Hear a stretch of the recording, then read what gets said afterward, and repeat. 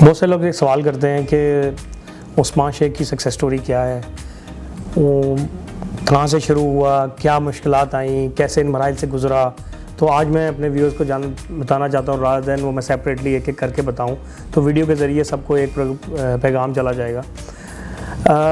मैंने अपनी जो इब्तदाई तालीम थी वो लाहौर में ही मैं पैदा हुआ, यहीं पे मैंने इब्तदाई तालीम हासिल की और फिर मैट्रिक किया। मैट्रिक के बाद एफएससी प्री इंजीनियरिंग की क्रिस्टन कॉलेज से। फिर वहाँ से जो है वो मैं यूईटी लाहौर में चला गया, वहाँ पर मैंने कंप्यूटर साइंस इंजीनियरिंग की और कंप्यूटर साइंस इंजीनियरिंग करने के बाद फिर मैंने अमली जो दुनिया है उसमें कदम रखा और टेक्नोलॉजी से जॉब स्टार्ट की। उसमें बहुत ज़रूरी है कि बचपन से ही मेरी ये जो आदत थी वो ये थी कि मैं बहुत ज़्यादा फोकस करता था चीज़ों को, इन टर्म्स ऑफ कि जो मैंने काम की ठान ली है वो मैं फोकस करके क्लोज़ करता था। एक मुझे वाक़या याद आ रहा है कि मेरे मैथ का एग्ज़ाम था और मेरा नॉर्मली रूटीन होती थी कि सुबह एग्ज़ाम से पहले मैंने रिवाइज़ करना होता था उठ के। तो मैं अलार्म लगा के सो गया और मुझे ऐसा लगा कि जैसे सुबह हो गई है और मैं उठा और मैंने रिवीजन शुरू कर दी। और जब रिवीजन की उसके बाद जब मैंने देखा तो मेरे फादर आए हैं और उन्होंने देखा है और वो फिर अंदर चले गए। तो आई वाज लाइक कि यार ये इन्होंने आगे एक्टिविटी क्यों नहीं शुरू की कि दिन शुरू हो गया है। तो मैंने जब टाइम देखा तो रात के 2:30 बज रहे थे। तो मैंने कहा यार मैं तो जल्दी उठ गया और मुझे ऐसा लगा था सुबह हो रही है और मैंने तैयारी करनी है। सो बहुत सी लाइफ में आप जब तक अपनी प्रायोरिटी सेट नहीं करते, क्योंकि इंसान की ज़िंदगी में प्रायोरिटाइजेशन इज़ द की। आप एक वक्त में 1000 काम कर सकते हैं। आपकी ज़िंदगी में जो भी 10-15 काम है, आपने देखना है कि मेरे लिए सबसे इंपॉर्टेंट जो काम है ना, मैंने उसको हर चीज़ के ऊपर फोकस देनी है। जब आप उसके हर चीज़ पे फोकस देते हैं तो वो चीज़ जो है वो रिजल्ट लेके आना शुरू कर देती है। ऐसे हो नहीं सकता कि इंसान फैसला करे, वो मैथ का एक पेपर अटैम्प्ट कर कर आया है और वो ये कहे कि जी मुझे पता ही नहीं है मेरे नंबर कितने आएंगे। तो यहाँ पर दो चीज़ें आ जाती हैं, एक होती है लक और एक होती है जो आपको शॉर्ट होता है। तो मैं हमेशा आके ना जब पेपर अटैम्प्ट करके आता था, मैं काउंट करता था कि यार ये मेरे कितने मार्क्स आएंगे। तो 100 में से मैंने अगर 80 मार्क्स लिखे हैं, तो अगर 80 में से एंड में रिज़ल्ट आया और मेरे 70 आ गए, ये जो 10 नंबर कम आए हैं ये लक है। यहाँ 80 का मैंने आइडिया लगाया था और मेरे 99 आ गए तो ये लक है। लेकिन आपने एक फैक्ट की बेसिस पे एक प्लान किया कि यार इतना तो मैं अटैम्प्ट करके आया हूँ, इतने तो मेरे नंबर बनेंगे। इसको कहते हैं कि आपकी जो स्ट्रगल है वो राइट डायरेक्शन पे हो तो आप उसको कुछ ना किसी लेवल पे मेजर कर सकते हैं। तो सबसे पहले तो ये चीज़ की मुझे वहाँ से समझ आई। फिर यूनिवर्सिटी में जब मैं गया तो मेरा फोकस था कि मैंने फाइनल ईयर का प्रोजेक्ट जो है ना वो GIK में विन करना है। और स्टोरी कुछ इस तरह है कि मेरे सारे दोस्त GIK गए, मैं UET चला गया। तो GIK के दोस्तों में मेरे अंदर ये था कि यार मैंने ना वहाँ का कंपटीशन जीतना है, सॉफ्ट कॉम। उसके लिए मैंने फाइनल ईयर प्रोजेक्ट किया। वो फाइनल ईयर प्रोजेक्ट था कि आप जवानी में कैसे लगते हैं या बूढ़े होकर कैसे लगेंगे। तो हम आपकी तस्वीर ले लेते थे। आर्टिफिशियल इंटेलिजेंट एक सिस्टम बनाया, 2004 की बात है ये। आजकल तो फेस ऐप और एज ऐप आई हुई है, लेकिन ये काम हमने 2004 में किया था और उस वक्त बड़ी हैवी मशीन्स यूज़ करके बहुत ज़्यादा कॉम्प्लिकेटेड वे से ये चीज़ें होती थी। तो हमने उस चीज़ को अचीव किया and we won the competition in soft com.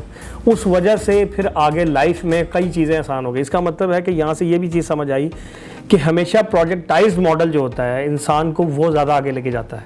आप खाली किताबें पढ़ते जाएं और नॉलेज हासिल करते जाएं, लेकिन आपने उसका कोई प्रैक्टिकल प्रोजेक्ट नहीं किया, आपने कोई प्रैक्टिकल फॉर्म में उसको कन्वर्ट नहीं किया, तो आप कैरियर में ग्रो उस तरह नहीं कर सकते। क्योंकि जब आप प्रोजेक्ट करते हैं उसमें डिलीवरी का चैलेंज आ जाता है, उसमें आपकी टीम की कंपोजिशन का चैलेंज आ जाता है, आपकी विनिंग का चैलेंज आ जाता है, आपकी प्रिपरेशन का चैलेंज आता है, आपकी डॉक्यूमेंटेशन का चैलेंज आता है। तो आप उस चैलेंज से गुजरते हैं, आपकी एक लर्निंग होती है।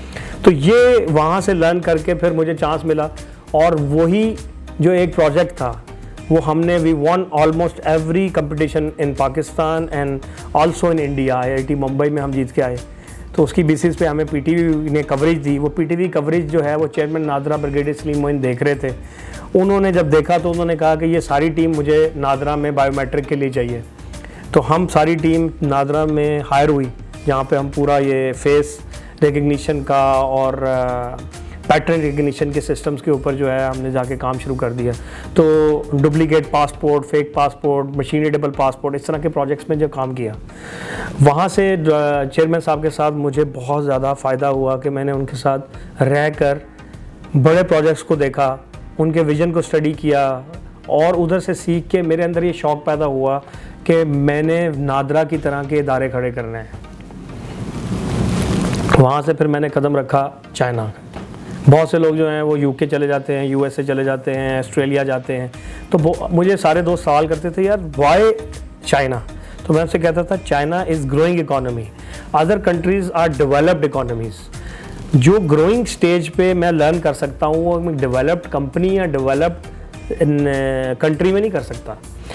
तो वहाँ से मुझे चाइना में लर्निंग का जो मौका मिला और उसने जो मेरा जहन ब्रॉडन किया, विजन किया, तो यहाँ से देखें मेरी लाइफ से कई चीज़ें, सबक जो सुन रहे हैं उनको फ़ायदा है कि एक तो लाइफ में प्रायोरिटाइज़ करना, फोकस करना, कई चीज़ों को छोड़ना किसी मकसद के लिए, किसी काम के लिए। इसका मतलब है कि सैक्रिफाइस, कि यार आपकी सारी फैमिली अगर किसी गैदरिंग में जा रही है और आपके साथ आप कमिटेड हैं कि मैंने ये काम को करना है, तो आप उसके लिए, उस काम को के लिए रुकें। तो ये जो हैबिट्स हैं बचपन से डलना शुरू होती हैं। फिर टीम बिल्डिंग करना, फिर ये कि विज़न डेवलप करना, ऐसे लोगों के साथ रहना जिससे विज़न डेवलप हो और आप वो चीज़ें लर्न कर सकें। ट्रैवलिंग, आप जब मुख्तलिफ़ मुल्कों में जाते हैं, वहाँ की जो नेशंस डेवलप होती हैं या ग्रोइंग होती हैं, आप वहाँ से वो चीज़ें लर्न करते हैं। सो वो ये सारी चीज़ें मैटर करती हैं कि आप कैसे नेक्स्ट स्टेज पे जा सकते हैं। तो चाइना से हमने embedded system, gadgets, digital Islamic products, Android TV, Android tablet, GPS, इनके ऊपर काम किया, इनकी फैक्ट्रीज इस्टेब्लिश की। वहाँ से फिर मैं पाकिस्तान आया, और मेरा शौक़ था कि अब मैंने बिज़नेस करना है तो मैं लम से पहले MBA कर लूँ। लेकिन जब मैंने MBA स्टार्ट किया तो मुझे समझ आई कि यार this is not my cup of T, क्योंकि जो चीज़ मैं जो पढ़ रहा था वो मुझे पहले ही आती थी। यानी कि जो चीज़ मुझे चाहिए, ज़रूरी नहीं होता कि आप सारी चीज़ें सीखें। मैंने ये देखना कि मुझे जो मेरी डायरेक्शन है उसमें बेस्ट कॉस्ट बेनिफिट एनालिसिस में क्या चीज़ मेरे लिए बेहतर है, तो मैं उसको फोकस कर जाऊँ। तो जो चीज़ मुझे चाहिए थी as an entrepreneur, as an business wise, वो मुझे आती थी। तो मैंने LUMS as a successful drop out मैंने लम्स छोड़ा और I started pursuing my career as an entrepreneur. और मैंने 2010 में ओजी टेक्नोलॉजी की बुनियाद रखी। ओजी टेक्नोलॉजी में we started off with a very very humble beginning, small startup. वही वाली बात है कि start small and think big. एक छोटा सा ऑफिस था, ये रायवंड रोड पे एक छोटी सी जगह पे मैंने ऑफिस लिया। 5000 रुपीज़ उसका रेंट था। मैंने 3-4 इंटर्न्स के साथ काम शुरू किया और वहाँ से फिर करते करते जो चाइना में जिस कंपनी के साथ था उन्हीं के साथ मैंने एक पार्टनरशिप फॉर्म कर ली और इस तरीके से ये सफ़र शुरू हुआ। और मैं एंड्रॉयड की टैबलेट्स, यानी कि एंड्रॉयड टैबलेट को सेलिंग से स्टार्ट करते हुए उसके अंदर फिर उसकी कंटेंट डेवलपमेंट प्लेटफॉर्म और फिर ऐप डेवलपमेंट, गेम डेवलपमेंट में आ गया। और फिर ये विज़न बना कि ये इतना बड़ा बिज़नेस है कि इसको पाकिस्तान की हर जगह फैलाना है। और वहाँ से ये सफ़र शुरू हुआ और ये सफ़र चलते चलते करते करते आज माशाल्लाह जो है वो पूरे पाकिस्तान में बड़े शहरों में हमारे सेटअप हैं। इस वक्त तकरीबन 1000 के करीब स्टाफ है।